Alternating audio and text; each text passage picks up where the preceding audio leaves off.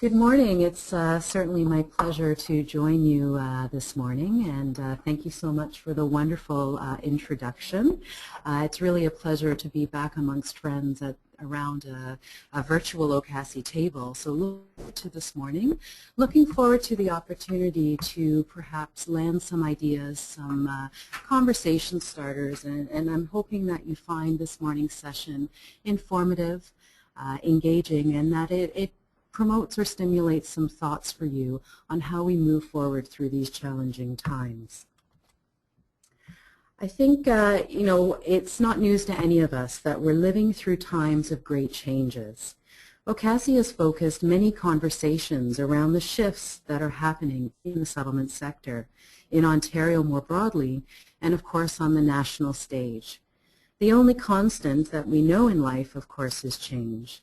A trend starts, it picks up momentum, and then it blows right past the point of balance. Then again, though, it turns around and does the same thing in the opposite direction. Like a pendulum, swinging from side to side, life is always in a state of motion and changes direction frequently. Our industry is constantly changing, and it never stands still. Change can be something we fear because it's seen as disruptive. It forces us to shift our perceptions and our approaches, and it fundamentally changes what we and how we go about doing it. It leaves us questioning our current assumptions and how close they really are to reality. The key to managing change is to ensure that we are not changing for the sake of change, but that we are changing because it makes sense, because it ensures something better, something more efficient, something more effective, or something more responsive. And this is where you come in. You're the experts. Not too many years ago, April 2007, Twitter went live. Prior to that, nobody knew what a tweet was. There were only about 50 million people on Facebook, and all they were really doing was poking each other. Text messaging was mainly a business tool, and the set of acronyms that we all use today, that we all love and use today, had not even been thought of yet. When we fast forward to 2012, just a few short years later, we look to 900 million active users on Facebook, 340 million tweets per day, and 6.1 trillion SMS text messages a year. Now think about change in that perspective. Think about your own lives for a moment and how this technological shift has changed everything. The way we interact, shop, learn, bank, entertain, and how we live. To manage change, we know that we have to be disciplined, to plan and execute solutions in an organized fashion. This is good. It helps us to ensure that we don't drive each other crazy and that we accomplish our goals. But to be a true innovator, also need to know when to ask the questions. We must all feel empowered to speak up, to ask questions, to pose thoughts or ideas, and we need to take the opportunity to really talk to others in the sector, to our sector colleagues, and more broadly to those not in the sector, and to individuals that access our programs and services and those who do not. We must seek out ideas that resonate with us and bring them forward to explore. We must be passionate and we must be bold. After all, we're in the business of positive impacts, improving individuals' experiences and reality, and making our communities better places to live, work, and play. Our focus today requires us to examine how to maintain balance in a changing world. When organizations develop a strong and an adaptive state of balance, our identity is not easily threatened by changing external influences, and we can be both adaptable and stable at the same time. The focus in the sector has been on capacity, the ability to meet increasing demands and demonstrate outcomes in a manner that is consistent, efficient, and effective. This has required an understanding of what it takes to resource this process and requires meaningful investments to the sector to ensure appropriate staffing and resources. This has been the result of hard work, countless conversations, and negotiations in the sector with government colleagues to ensure that the settlement sector is resourced to do this work effectively. This was a necessary conversation and had positive impacts and outcomes in regards to sector capacity and sustainability. However, the unintended outcome of these conversations, or the pendulum swing past the point of balance, has been a quantum leap to the conclusion that bigger is better. We must all think critically about this specific assumption and separate meaningful and sustainable growth from reactive growth, and analyze the effectiveness of strategic partnerships versus mergers in our current context. In the current global economic and political context, there is a need for bottom-up innovation, innovation that will come from the roots, innovation that has and will continue to come from all of you. In these tough times, there is a critical need to enhance our social capital in order to be able to overcome the current crisis and be reborn from its ashes. The sector is a community of highly skilled, dedicated, and entrepreneurial individuals that collectively bear scars from the legacy of competitive funding environments. This legacy ensures continued struggles with the concept of creating together and having a positive impact on society through collective action. The consequence, however, if we do not work together, will result in deeper losses, both organizationally and in the quality of life for all of us as Canadians. My job today is to facilitate some thoughts and provide some initial starting points for conversations about growth. Is growth an essential part of sustainability? We will explore the idea of partnerships and mergers and pose strategies for remaining true to an organization's mission and values. The tendency in a bigger is better context is to expand just because you can, or it seems like the prudent thing to do when opportunity presents itself. But the fundamental question is, should you?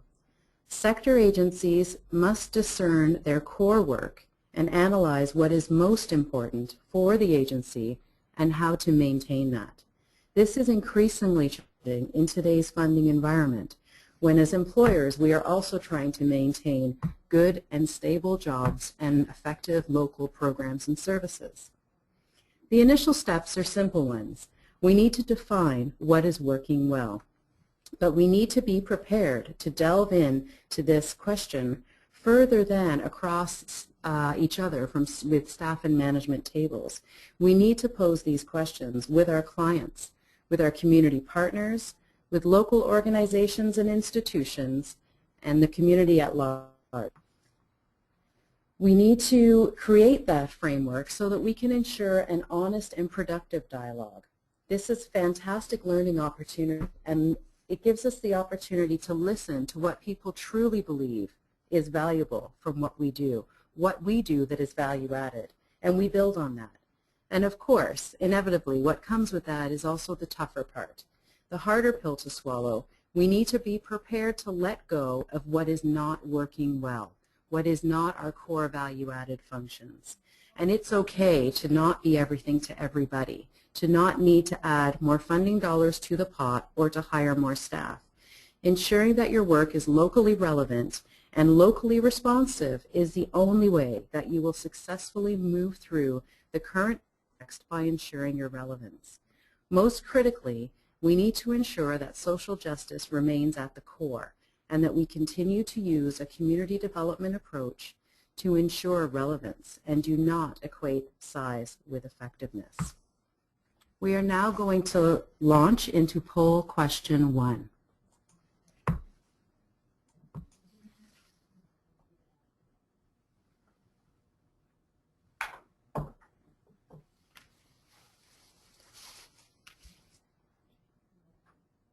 If you just bear with us for one moment as we ensure that poll question 1 is visible to you.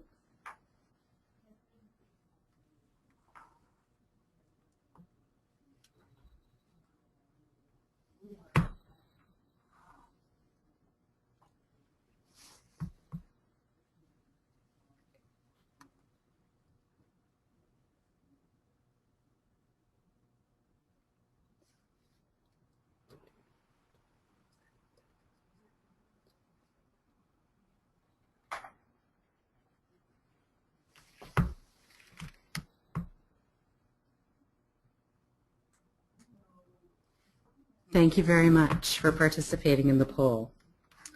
When we look at community development, during hard times, it is critical that you harness your social capital to move your organization forward. And how does this approach inform our current reality? If we look at the settlement sector as a broad community, what do we need to do to work more effectively together to manage within our changing context? First, we need to do this at the organizational level. We can more fully understand our network maps. We need to understand and appreciate our own assets, our own challenges and opportunities for development. You're again the experts in this work, and we need to ensure the collective wisdom that exists in the settlement sector informs decision-making within the program and policy context. The good news is that you're not alone in this. Community development works to empower individuals and groups of people by providing them with the skills they need to effect change for a common agenda, and looks at the creation of social capital as a valuable asset. Community developers understand how to work with individuals and how to affect communities' positions within the context of larger social institutions using social capital. OCASI plays a significant role in this strategy, but they cannot do it alone. The sector must understand the value of thinking beyond individual organizations, even beyond their own local community, to the health and sustainability of the sector overall and of our rightful role in the national immigration and settlement context. If this collective power is harnessed, organizations will be better equipped to face the road ahead. The sector's work through the years has generated significant social capital, but more recently, organizations have had to take a step back to manage administrative burden or to fly under the radar to safeguard funding, and our ability to work strategically as a network as a result has been compromised. James Coleman said that those that generate social capital only capture a small part of its benefits. This is absolutely true. However, the good news is that unlike other assets, like funding, like other pieces that come into the pie, the more one uses social capital, the greater the quantity of social capital is generated. This can't be said of any other resource at our disposal. The more we use our funding, certainly the less funding we have available to us. It doesn't exponentially increase, unlike social capital. It is this social capital that will cause the pendulum to swing back. How quickly this swing happens is up to all of us. Social capital perpetuates itself as seen in the Venn diagram to contribute to collective well-being. This happens from both a bonding perspective, those relationships and norms that strengthen ties within groups, and a bridging perspective that strengthens ties across groups. You can see in some circles where the organization may not have fully integrated the spheres. For example, with values, but not yet in stewardship. All organizations will be at different levels within the community development context. But the important part is to analyze where we are, where our opportunities for advancement are, and it's this critical analysis that will help us to map our next steps. We must look for resonance between the empowerment-based approaches that we all use in our practice, or in other words, how we empower our clients. We need to look at our experience within our own organization from that context, and in the settlement sector at large. And the question I would ask is, are we modeling this approach through all of our relationships, interactions, and processes from a social capital perspective? If we strive to model hope, courage, resiliency, and empowerment for our clients, what are we doing within our own organizational cultures to nurture this among staff? What management practices support personal and organizational resiliency? How can we build loyalty and commitment to the organization and to the sector? When considering these questions, Do you feel that your organization has built in opportunities to review these key questions and opportunities? This is an interesting point of reflection for all of us to take forward into our next phase of development with our organizations. Certainly through my presentation, I hope to place the concept of social capital as fundamental to sustainability and, of course, the pursuit of excellence. Before we launch into discussion on slide 4, we're going to launch poll question 2.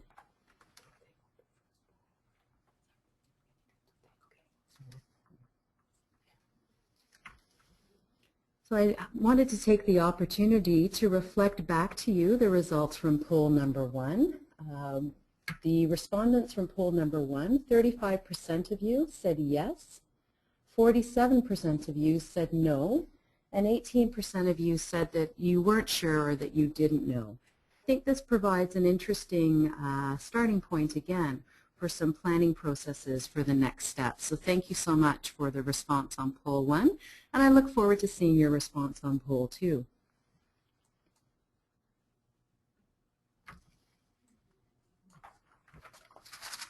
Okay, so when we look at the moving forward slide, what we know to be true is that the sector is being challenged to do less with more, to use less staff and more resources. Sorry, to do more with less. It would be nice if we were asked to do less with more. So we're asked to do more with less, use less staff and more volunteers, fundraise more, and most recently, to use social innovation as a way to address a diminishing funding pot. And I have to ask myself, is this the answer? While it is important to diversify where possible, to be innovative, to be resourceful, we also need to be clear that this is absolutely not sustainable. In an environment where more organizations are competing for fundraising dollars, the market becomes flooded with products and services that are designed to solicit funds and create a social innovation economy. This is not sustainable. One only has to reflect on the new influx of products and services or fundraising asks or different offshoots of organizations where we're trying to market ourselves as businesses for the purpose of sustaining our social good. And we know that the market will be flooded and that we can't sustain that.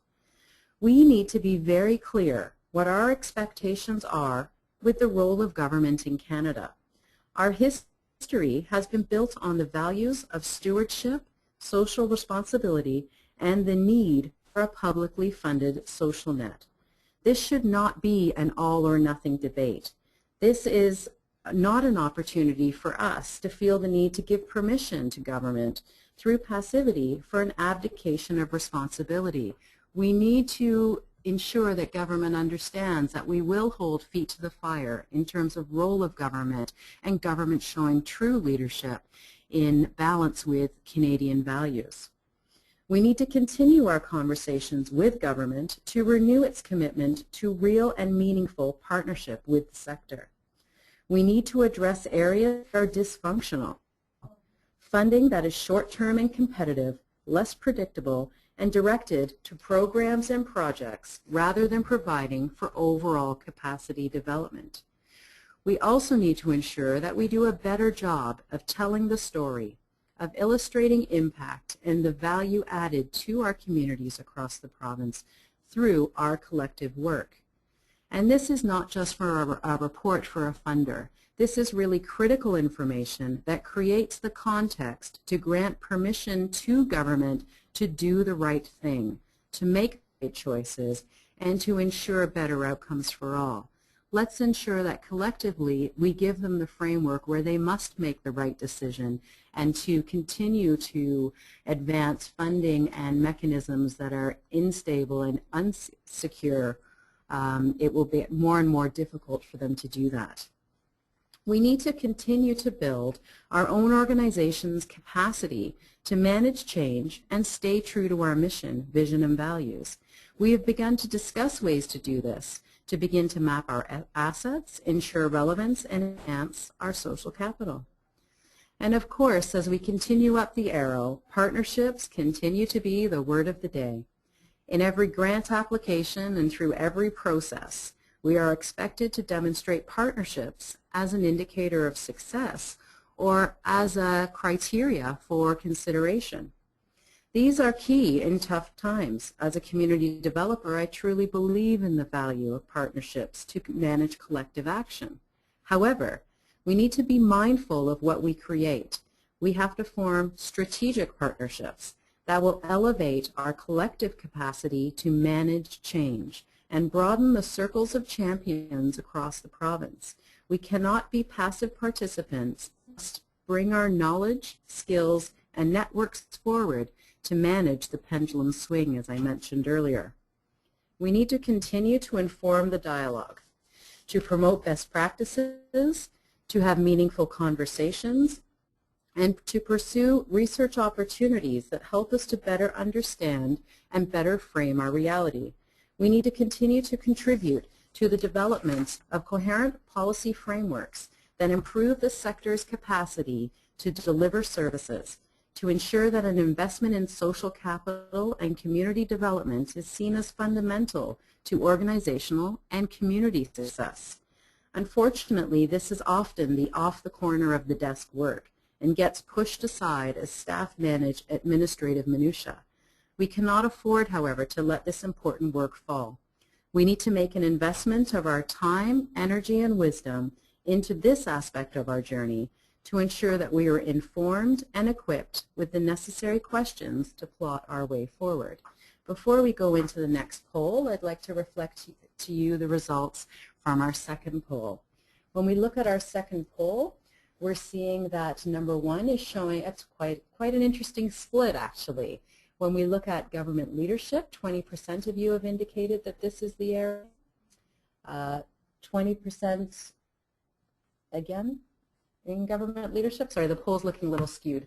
40% in organizational capacity and 20% of new partners. Interestingly enough, we don't have anyone who's indicated research and development. We're now going to launch poll number 3.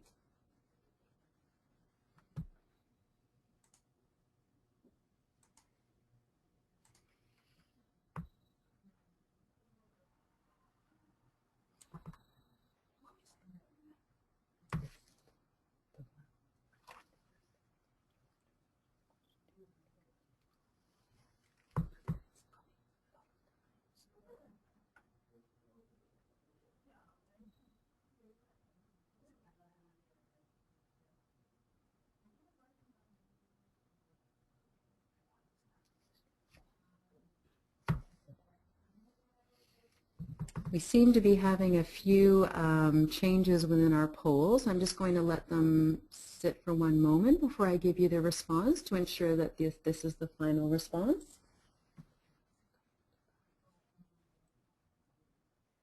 Okay, I'm going to move on, and we'll revisit the response to poll number 3. I think we may be having a bit of a technical issue. My apologies for that. When we look at social capital as evidenced on the slide before you, it's an interesting piece. The Western world's preoccupation with measurement is deeply rooted in an old mechanistic paradigm where numbers and tangible things are the only things that are seen as real. As a sector, we have needed to be increasingly focused on measurement to demonstrate efficiency and effectiveness through arbitrary means, the old bums in seats scenario. While we have been kept busy counting and categorizing again, we have not been able to successfully measure the value of one of our most important assets, social capital. It's a tricky one to measure. It's a tricky one to capture. It's intangible. It's inherent in relationships between people, and therefore it's challenging to measure. LaForest and Putnam suggest 3 types of variables that indicate the existence of social capital: volunteering and participating, social trust, and associational activity. Social capital's impacts on outcome measures of social health and economic well-being are also considered to be increasingly relevant, And these are three areas that are of critical importance to government. Again, I think re-emphasizing why social capital and our ability to strengthen and measure our social capital is so fundamental to our success. But how do we capture this information? How do we demonstrate our role in the creation of social capital as integral? We know that in many cases, we are not equipped as individual organizations to measure the broader indicators in terms of health, social health, and economic well-being. So we need to ensure that our LIPs are working strategically to develop indicators and reporting frameworks that capture community-level data and can measure community-level change. We need to support and utilize broader data collection and analysis for all of our collective benefit. For example, what that we can take from OCASI's Making Ontario Home report that speaks to our strengths, to our accomplishments, and our areas for further development. How do we take that information then and create benchmarks in our community and track changes? These are not nice-to-dos, these are must-dos. And we need to ensure that our LIPs are paying attention and that they are developing local strategies to manage this data collection and reporting. This is a critical piece and a critical responsibility of our local immigration partnerships. Fortunately, we're not alone, and there's lots of national and international examples to learn from. And we need to pay attention to how other jurisdictions are measuring this. The United Kingdom's Office of National Statistics, for example, explored 5 themes that included social participation, social engagement, and commitment, examining participation in formal and informal groups, a sense of belonging in the community, and group composition from a demographics perspective. Again, broader community data that helps to speak to creation of social capital. They looked at levels of empowerment, looking at people's sense of satisfaction in life and the perception of control that they had over their lives. Their levels of self-esteem and confidence are also examined as key indicators. The perception of community that looks at satisfaction levels within the local community, what services are available, perceptions of safety, and quality of life. They also looked at social networks, social supports, and social interaction. So examining interactions with others and the benefits from those interactions and relationships were again seen as key indicators. And finally, trust and social cohesion were examined in relationships with people and also with institutions. And again, I think one of the values we have as a settlement sector is really having a strong sense of trust and building trust and rapport with our client base. And being able to speak to this in a collective way would be most helpful to informing outcomes from a government's perspective. These themes address the measurement of social capital at the national level, and they are critical indicators of a nation's health and well-being. These are certainly worth investing resources in from a government perspective. So how do we include that information? How do we reflect on that to inform our planning? As discussed in the moving forward slide, government needs to continue to measure social capital as evidence of appropriate policy and program responses. We are significant creators of social capital and need to be funded to maintain this critical work. This intelligence is not only helpful to government to measure success, but also helpful at the community level so that we can demonstrate value, maintain relevance, and define activities as appropriate. But how do we maintain and enhance our social capital? Well, first we have to look within. Have we ensured that our bonding social capital is deeply rooted in our practice? The model on the slide before you shows us 4 key areas to explore. When we look at commitment, do employees within the organization have a sense that they do meaningful work? Do they have a clear vision about where they are going that is largely in line with their basic values, allowing them to be involved and motivated in their work? In the sector, we are really fortunate that altruism, passion, and commitment typically drive people to do the work that we do. But how do we maintain that energy and how do we channel it strategically? When we look at control, do employees feel free to do what needs to be done to complete their job and achieve their vision? Do they feel that they have control over their jobs? What are your internal mechanisms to capture feedback, refine processes, and do staff feel truly empowered to bring those items forward? Are changes made and communicated and credited to staff? This is important. Challenge. Do employees feel open to learning continually from others about how to do things better and how to improve their capabilities? Do they see change as an opportunity to learn and develop skills? What processes do you have in place for peer mentoring and coaching, for information sharing and talent development? And what are your succession planning tools and mechanisms? Do you have a ready-in 1-year, 2-year, 3-year, 5-year plan aligned with training and development activities? These are some fundamental questions to ask yourself from an HR perspective. Connection. Do employees feel able to call on others for help and support and see their co-workers as colleagues rather than competitors? What is the organizational culture? Is it collaborative or competitive? Are knowledge and skill gaps seen as opportunities for development or fundamental weaknesses? Do staff feel comfortable to admit to their coworker or supervisor that they don't know, but that they want to learn?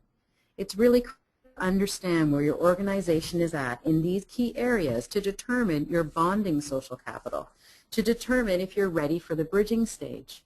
To move into partnership with others without clearly understanding your own organizational culture will prove to be disastrous.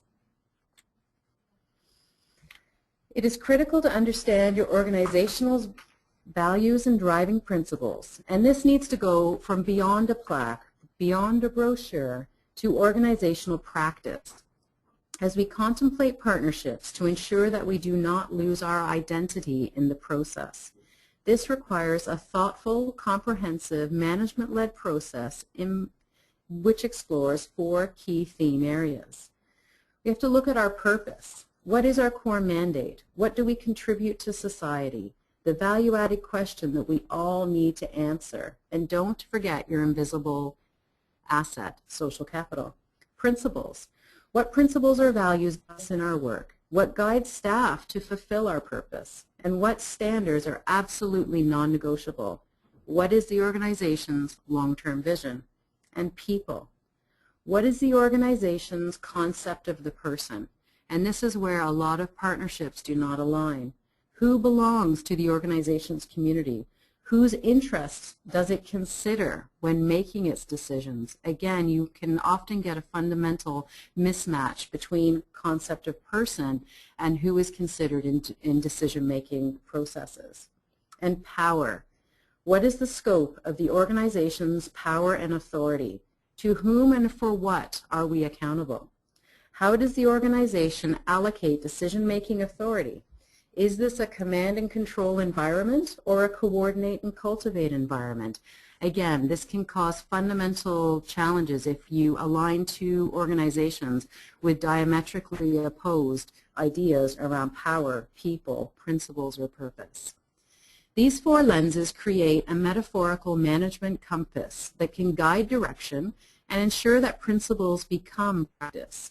This also allows us to map our identity and practice when seeking compatible partners, to avoid aligning ourselves with partners who will force us to choose between our values and theirs. Has your organization explored these 4 aspects of organizational culture recently? And would all staff understand them the same way? I think this is a critical question to ask ourselves. We see from the cartoon here, we're talking about culture, and I chose this cartoon because I think it gives a tongue-in-cheek example of how diametrically opposed companies come together and it turns everything on its head. When we successfully bridge, now that we've bonded, how does that happen? When we look at fit, fit needs to be the primary reason that organizations work together. How are the organizations compatible? Do mandates align, or will this result in mission drift for one of the parties? Will the community be better served as a result of the partnership? Are the organizations fundamentally different in their work? In order for partnerships to be effective, they must be true partnerships. To determine this requires authentic conversations based on shared power and respect for the unique contributions that each party makes. We know from social theorists that exchange is the basis of all relationships. In a healthy relationship, we take turns granting favors, taking risks, talking and listening, giving and receiving. The cornerstone of collaboration is positioning relationships so that each party is providing value and receiving value and perceives the relationship to be fair. We cannot have ongoing collaborations if our relationships are out of exchange. Those collaborations will ultimately fail. To be successful, any partnership must include timely communication of information and perceptions, making and keeping agreements, and having conflict resolution processes that are understood by everyone, accepted, and upheld. In the Ajax Welcome Center that CDCD managed on behalf of the consortium of partners, we had regularly scheduled staff meetings of all Welcome Center partner organizations, regular staff communiques to all agency staff who were deployed to the center, and numerous feedback opportunities to check in with the stakeholders. We developed and communicated procedures to identify and manage conflict and worked to ensure that they were clearly understood and upheld. Within that partnership, we worked for a balance of exchange. We explored and communicated our purpose, our principles, people and power, and we developed agreement on those aspects to ensure that we all understood our work from the same moral perspective. Social capital. Putnam argued that social capital is a legacy with long periods of historical development, and therefore it cannot be added to in the short run. But this prognosis has been challenged by a number of recent studies. For example, it's shown that changing the structure and composition of a school board can enhance significantly the level of parental involvement in school-related activities and in turn help build social capital. Many people agree, though, that social capital can be eroded faster and more easily than it can be created. The accumulation of social capital is the outcome of the process of learning interactions. Learning interactions require a learning event, an actual thing, an occasion, a project, and they occur in a contextual dimension, so the broad socio-cultural and political frame of reference. A precondition to building social capital is the existence of a sufficient quality and quantity of learning interactions. Quality learning interactions include a historical context, interactions, trust, and shared norms and values. And the planning and implementation of community projects may be one such learning interaction. We need to strengthen both areas of social capital from a structural and a cognitive perspective. Structural social capital involves various forms of social organization, looking at roles, rules, precedents, procedures, as well as networks that contribute to cooperation. Cognitive social capital, however, includes norms, values, attitudes, and beliefs. Structural and cognitive social capital are complementary. The structures help translate norms and beliefs into well-coordinated, goal-oriented behavior. Social capital builds up as a result of all actors committing themselves to ongoing negotiations based on a shared understanding of common goals. This suggests a multi-stage process for building group solidarity. Having joined together, members must devise rules and procedures which get institutionalized over time. Internalizing rules and procedures, members moderate their behavior so that they correspond to the expectations that others have. This is again why it's so important to ensure that the fit is right from the beginning of the relationship. Therefore, neither party is compromising on values. This buildup of social capital, of formal rules and expectations, facilitates extending group activities into previously unexplored areas. In other words, the social translates from one initiative to another, providing it still meets your shared values and beliefs. So while a project may have ended, the capital that you built through that project still exists and translates itself into other forms and other uses. It is argued by a number of practitioners that people's participation rarely happens spontaneously, but rather involves social preparation. This is a process of supporting people to gather information about their circumstances and resources, analyze the situation, prioritize actions they wish to pursue, join together in a group or organization of their own choosing, and work at means to implement those actions. Such social preparation necessitates a systematic pattern of action, reflection, action, doing, reflecting and thinking about it, and doing again. It is the fundamental core practice of participatory development. Participating in a group is costly for members in terms of time and labor and resources. The introduction of groups without prior assessment of genuine local demand for these groups is a common policy mistake. Social capital is both affected by and affects social power structures. The ability to create or destroy social capital will depend on how power structures and traditional norms of association are engaged by staff of agencies. Social divisions have to be overtly recognized, actively negotiated, and represented if there is to be an inclusion of previously excluded individuals. In general, there's no one model for social capital formation or the creation or strengthening of local groups. There are only frameworks and guiding principles, and many of us are struggling with this. There needs to be an individual participatory approach to each intervention, and we need to understand that it is the strengthening of the relationships and the networks through the process of the project that is the important indicator rather than the historical measurement of the outcome of the project. For example, in the poverty reduction context, not all of the asks were met by legislative responses to the poverty reduction movement. However, groups were formed that had shared vision and values, and they continue to exist to further advance other objectives based on their shared values. So while they may not have achieved every win from a goal perspective that they set out to achieve in the beginning, the strengthening of their social capital within the group sets them up to achieve much more in the future. Shared vision is vital to determine what we want to achieve together and if it's a value added. If we're not careful, we can create unintended consequences like our friend on the current slide who are stuck to the Velcro carpet. Our process must ensure that this is not an imposed vision requiring compliance, but a shared vision that everyone is fundamentally committed to. This anchors the relationship and provides a shared frame of reference that guides decisions and activities. When examining partnerships, we need to have a big picture focus, a system approach that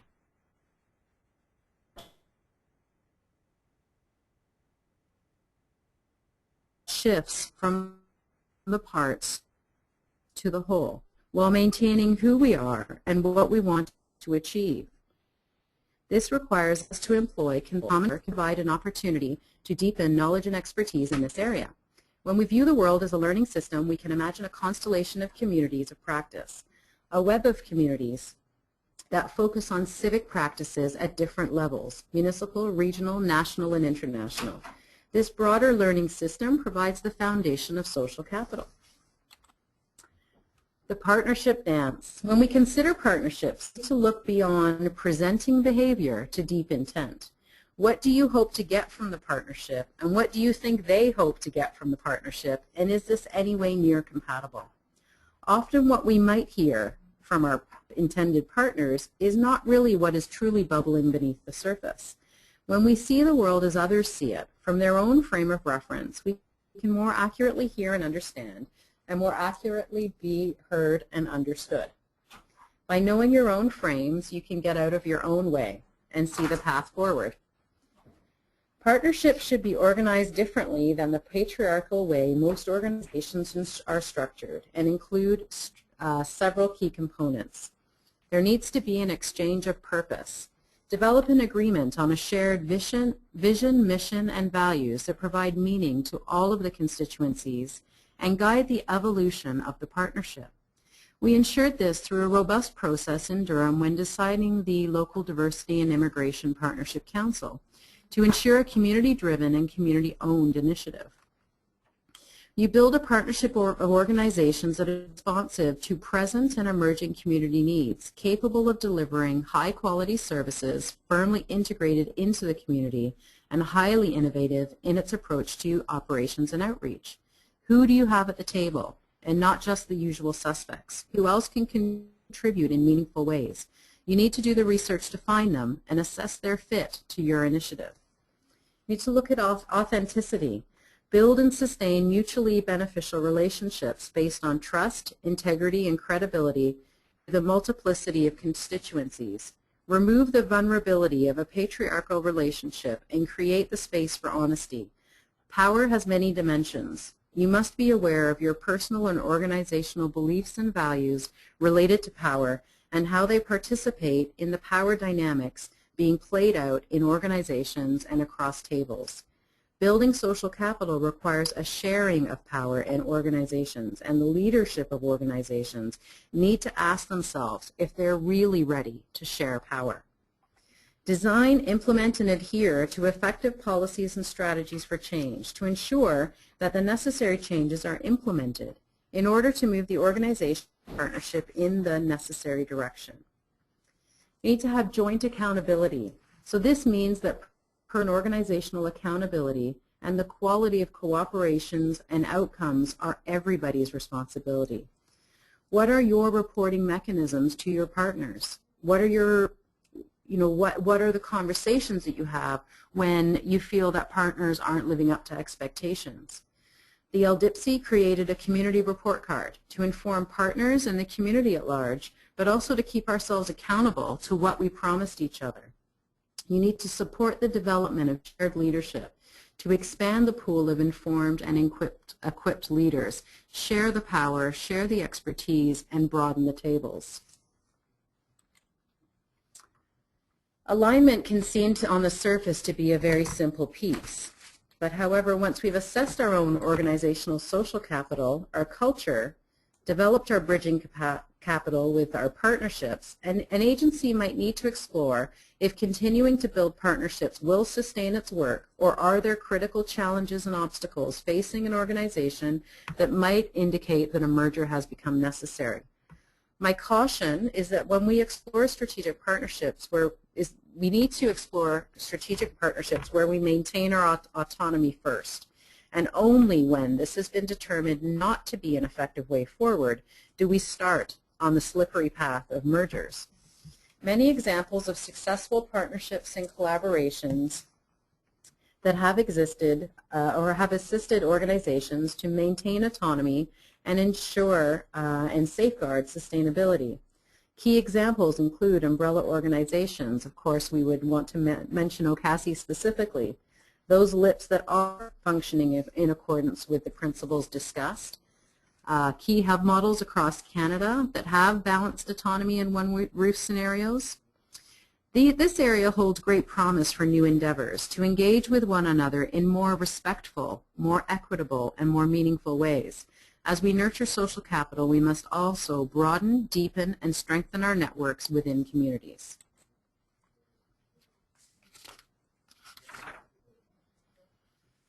Uncertain funding is driving the merger debate in the settlement sector, similar to the for-profit sector. In the for-profit sector, mergers' primary focus is to capture efficiencies in the form of staff reductions and creating economies of scale. We need to ask ourselves what our comfort level is with this model. While we might gain aspects through this model, there is a loss of identity, autonomy, and specific expertise that can prove to be detrimental to the community. The new organization that results from the merger may not make sense, or it might be trying to be all things to all people, as shown in our slide. There are a variety of relationships between organizations involved in mergers. We have a horizontal merger, which involves the combining of two organizations in direct competition with each other. For example, trying to serve the same clientele in the same geography. A vertical merger, which involves a client and a company, or a supplier and a company merging. So, for example, a baseball bat company merging with a wood production company. This could happen if an employment-focused organization merged with a major employer. Market extension mergers involve the combination of two organizations that serve the same clientele in different geographies. Product extension merger is between two organizations that provide different but somewhat related services in a common market. And a conglomeration is the merger of two organizations that have no related service and no common sector ties. As discussed earlier, common pitfalls will include staff layoffs, loss of specific expertise and social capital, and can also result in poorly defined strategy, goals, and vision. This may create a lack of ownership for integration and synergies. Strategic and operational plans may not be aligned with the new reality, and there could be unfocused efforts for risk mitigation and performance tracking, and a lack of standardization prior to changeover. What is most critical, though, is an assumption by either parties that a merger of equals can exist, and it absolutely cannot. I had hoped for two things when I prepared my presentation. One, I hoped that you'd still be with us when we finished, and two, that I gave you something that you could put in your back pocket that will inform how you approach this phase of the pendulum swing. To recap, to give you some reflection on those back pocket items or possible strategies moving forward, we talked how to maintain identity during rapid change, keeping social justice at the core of our practice, how an organization can assess and build their social capital, and the importance of working together in the sector to harness social capital and influence change, how we move forward effectively using a community development approach, understanding organizational culture and how it is impacted by and impacts relationships, how to successfully bridge social capital to strategic and beneficial partnerships, and ensuring our vision is aligned so we can move through the partnership dance without treading too hard on each other's toes. When to consider mergers, what the benefits and what the pitfalls are of mergers. If we work together strategically, we will emerge the other side, still standing, maintaining our organizational identities, and having taken the opportunity to continue to pursue excellence in the field of settlement and integration. We know that life is unpredictable and that change will continue. There's nothing we can do about that. We're just not in control of it. But we are in control of how we react and how we respond. So reflecting on the pieces we spoke today, my mantra for the next phase of life is just to take a moment collectively, take a breath, take time to reflect, take these principles we talked about today and dream big, embrace change, and pursue innovation and excellence. And I know that we'll all come through it together on the other side of change. Thank you so much for joining us this morning for our session on growth and mergers and the pursuit of excellence. And I hope that I've given you some thoughts, some ideas, some back pocket pieces to take back to your organization to think about in this context of change and how we manage effectively together.